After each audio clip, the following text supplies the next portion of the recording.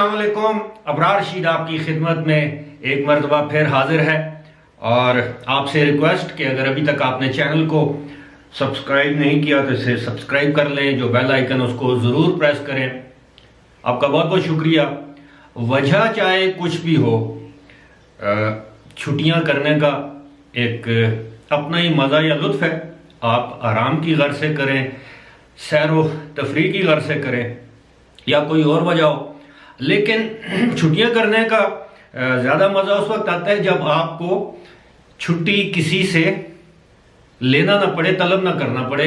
यानी अपनी वीडियोस हैं और जाहिर है मैं आराम कर रहा था तो मैंने 3-4 दिन वीडियोस नहीं बनाई। इस दौरान बहुत से वाक़यात रूनुमा हुए, ख़ास तौर पर यूएई के दारुल हुकूमत अबू धाबी में एक ऐसा वाक़या गुज़श्ता रोज़ रूनुमा हुआ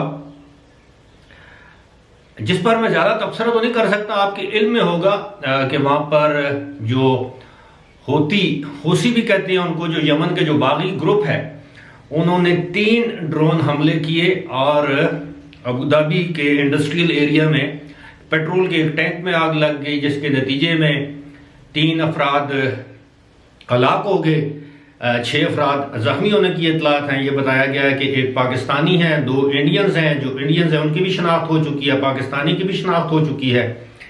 ये एक ऐसा वाक़या है जिसकी तारीख में, यानी यूएई की तारीख में मिसाल नहीं मिलती। मुमकिन है जब इराक की पहली जंग हुई हो तो कोई इक्का-दुक्का कोई इस तरह के वाक़यात हुए हों।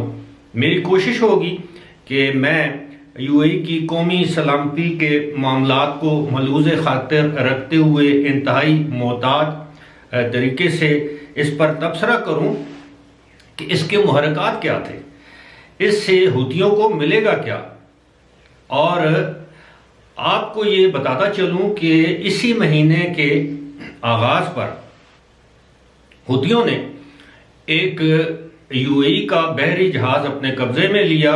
वो अगरचे बहरी जहाज यूएई का था, लेकिन वो ठेके पर पट्टे पर सऊदी अरब की हुकूमत ने हासिल कर रखा था।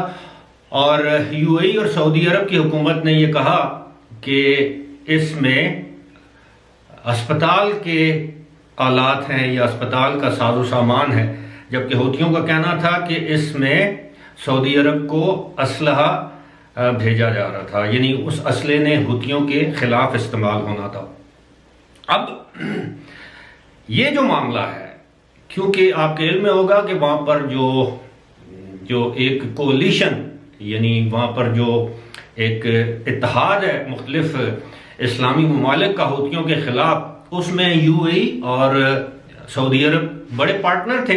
यूएई अब कदरे पीछे हट गए, लेकिन गुज़श्ता दिनों में कुछ इलाके जो हूतियों ने कब्जे में किए थे, उन इलाकों को खाली कराने में यूएई की फोर्सेस का बड़ा अहम किरदार था।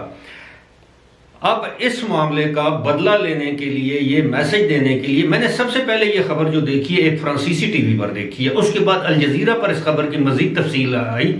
तो ये मैसेज दिया गया यूएई को कि अगर आप हूतियों के खिलाफ, यमनियों के खिलाफ सऊदी अरब का साथ देंगे, दीगर इत्तेहादी अफवाज का साथ देंगे, तो अब हमारे पास इतने वसाइल हैं, इतनी कैपेबिलिटी है कि हम आपके मुल्क के डीप, जिसे कहते हैं ना, इनसाइड, देखें ये जो अबू धाबी के जिस मुकाम को निशाना बनाया गया है, ये हूतियों का जो स्ट्रांग होल्ड है यमन में, उससे काफी दूर है।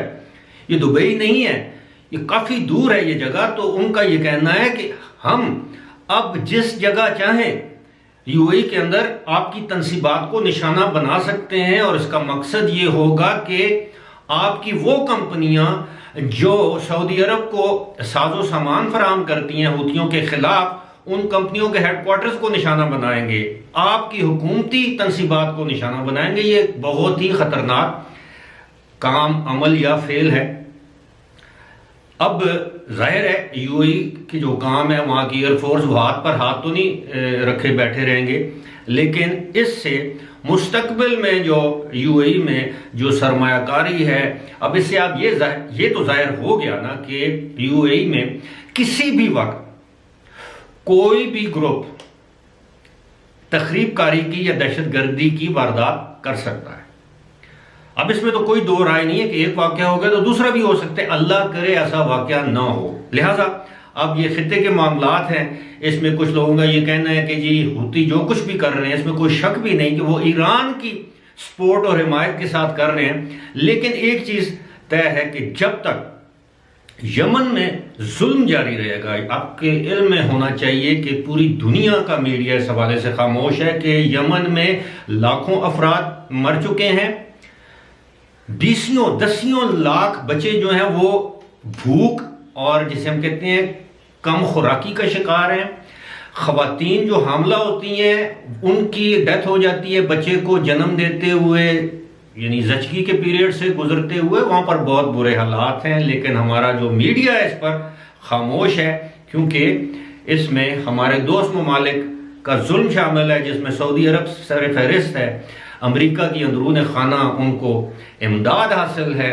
ये जो 30-31 मुसलमान ममालिक हैं अपने मुसलमान भाइयों पर जुल्म के पहाड़ तोड़ रहे हैं, और बिल आखिर हूतियों ने यह फैसला किया कि अब वो सऊदी अरब के साथ साथ यूएई को भी निशाना बनाएंगे। अल्लाह करे ये सिलसिला आगे ना बढ़े, क्योंकि अगर ऐसा होता है तो इससे यूएई की इकानमी को, वहां से गुजरने वाले ऑयल टैंकर्स को, उनकी तजारत को शदीद तरीन खतरात लाहक हो सकते हैं, शदीद तरीन कशीदगी इस इलाके में पैदा हो सकती है, और एक मरतबा फिर अमरीका बादल को यहां पर पंजे गाड़ने के मजीद मौके मिल जाएंगे।